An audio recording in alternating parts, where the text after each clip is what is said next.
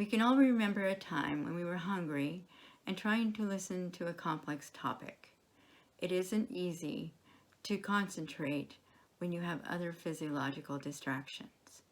Today, I'm going to discuss how noise may obstruct our ability to communicate, and more specifically, the various types of noise that might get in the way of our communication efforts.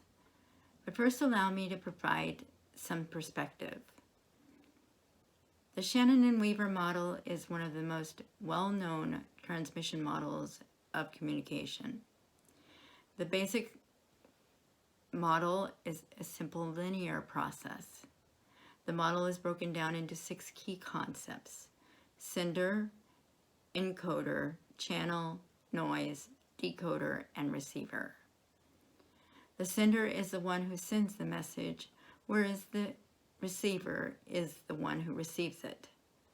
The communication channel is the means via which a message, such as an email, a chat, or a news broadcast, is sent. Encoding is the process of translating our thoughts into communication, whereas decoding is the process of the recipient interpreting the message. This model, as well as other communication models, also recognize that noise might hinder the transmission of a message. Even if the speaker's message is sent in a clear, concise manner, noise may interfere with it, making it difficult to receive and decode the message accurately. Noise is like the static on your TV screen when you can't see the picture but can only hear some of the words. Have you ever found it difficult to listen? It might be difficult to stay focused during a meeting. I know I have had this problem many times. One of the most significant factors that impedes listening is noise, which is defined as anything that obstructs the transmission or receiving of a message. However, there are various types of noise. Today we'll focus on 5 of the most common ones that might disrupt our ability to communicate our message. These are physical, psychological, physiological, cultural, and semantic noises. Noise can be both external and internal. External noise is typically related to environmental and physiological noise, whereas internal noise is psychological and semantic. Internal noise is frequently associated with an internal monologue that we are having with ourselves. Have you ever been talking to a friend and a fire truck comes roaring past with their lights and sirens? You have to stop communicating until it passes, don't you? Communication is greatly influenced by noise.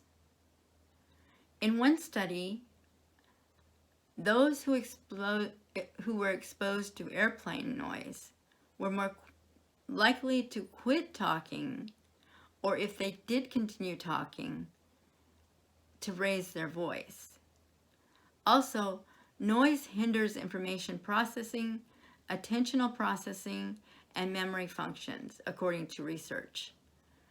Because noise may act as an environmental stressor, people working in a noisy setting may feel pressured, which can lead to a lack of focus, according to Chan and his colleagues.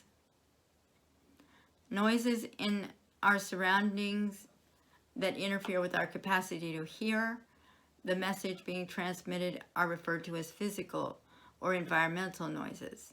Barking dogs, construction noise, aircraft, and heavy traffic are all examples of physical noise. Sometimes we can take steps to reduce this noise, such as moving away from it. One of the most prevalent noises that obstructs human communication is the ordinary ambient noise from our surroundings. For instance, a child who is talking, or television that is too loud. Have you ever been listening to a conversation, but because your thoughts are elsewhere, you are distracted? Being distracted by an internal monologue, your mood, preconceived thoughts, and even an unconscious bias that we bring into a discussion are all examples of psychological noise. These types of noise are distractions to a speaker's message because the receiver's internal thoughts. So how can we reduce these noises? First, we must be aware of that it is happening. This is crucial in reducing the internal noise. You may have heard of mindfulness.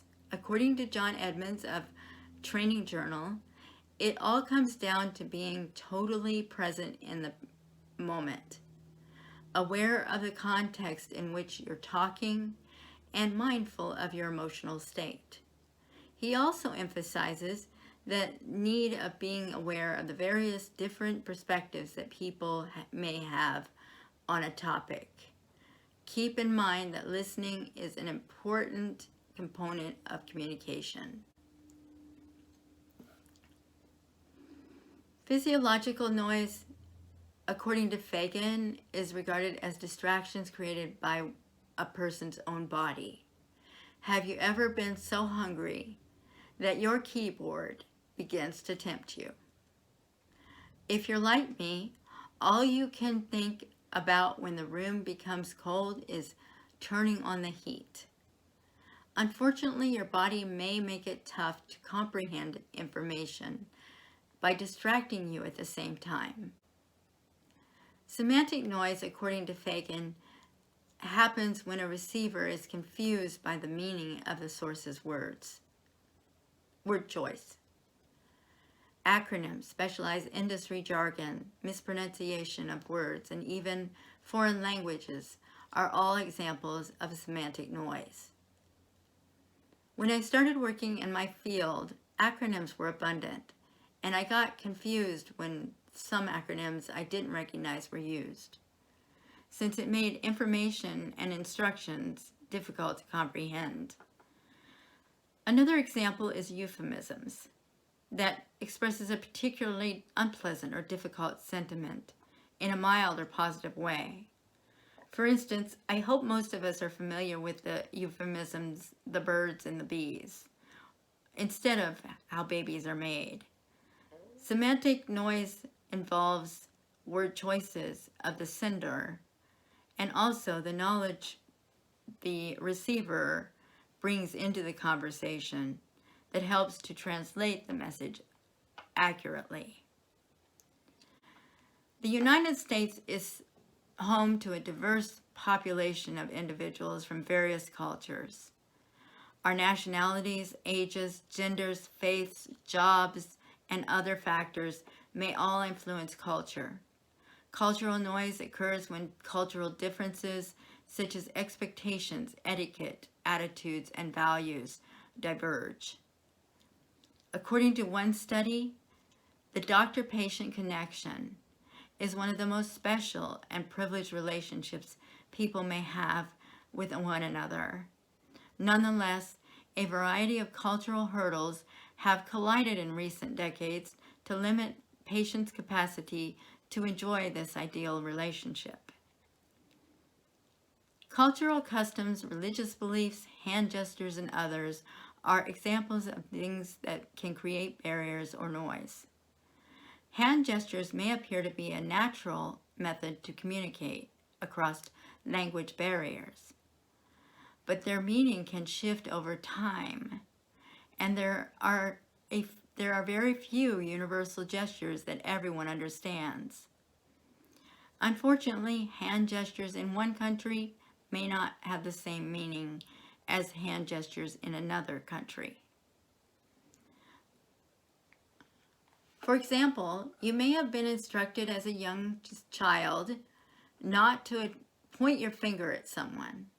However, in certain nations, such as Malaysia, pointing your index finger at someone is never acceptable.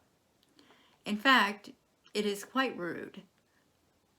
Furthermore, in certain regions of Europe, the hand motion that means hang loose or rock on in the United States is considered obscene, since the pinky and thumb resembles horns. However, in Italy, any motion that mimics horns denotes a husband whose wife is cheating on him, and the entire town knows about it. So you can see how a seemingly harmless hand motion in the United States may become a highly insulting gesture in another country. If you're visiting, this might lead to insulting your host or your host country.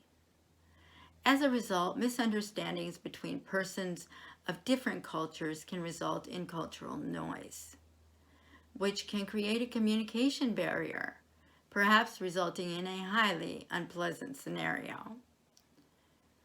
So mind your hand gestures when you go to other countries. Noise is everywhere. Communication is ongoing. Whenever the two clash, it might be difficult to decipher a message's meaning, making communication more challenging.